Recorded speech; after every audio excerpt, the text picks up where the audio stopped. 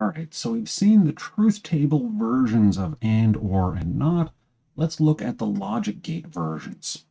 So the way we're thinking about these is we've got our two inputs, P and Q, going into some process. Now for and, we use this symbol to represent the AND gate. So here we can ask if P is on and Q is on, then our output is also going to be on. Right? So 1, 1, and we get an output of 1. If either or both of these go to 0, then the output of AND is also going to be 0 or false. Now, personally, I have a really hard time remembering the shapes of these. We'll see in a second that we've got a different shape for each one, and there are other shapes for other logic gates that we're not going to look at here. My memory just doesn't want to hold on to such specific knowledge. So for me, I just think of we plug in these two values into something and we get some output out of it. The OR gate, this one, our shape, now we've got a point. And again, we've got our two inputs, so P, Q, and we're asking OR.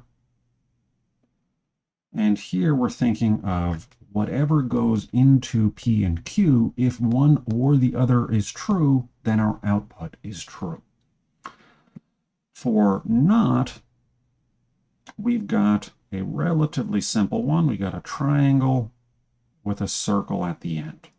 So again, we're plugging one thing into here and we're asking, is the output, well, not asking, we're saying we take this one input and it's either true or false, and then the output is going to be either false or true. Now, why logic gates can be powerful is that we can string them together. Now, rather than actually show you this on paper, I'm going to show you a really cool video, the 10,000 domino computer. So let's go ahead and check this out. I'll put this into the playlist, so you should check this out. This is a fun little thing. But what we can see with this is some appreciation for how your computer is actually conducting logical operations in the background. So this is how your computer is literally working, now not out of dominoes, but out of electrical circuits that serve the same basic purpose. So in this case, if you knock down the dominoes from this one, what is Matt Parker's right hand, that's going to knock down dominoes. It's going to come through here. They're going to keep knocking down until finally you get to the output. So if this one goes, then the output goes. If this one goes, we do the reverse, but we're still going to knock down the chain at the output.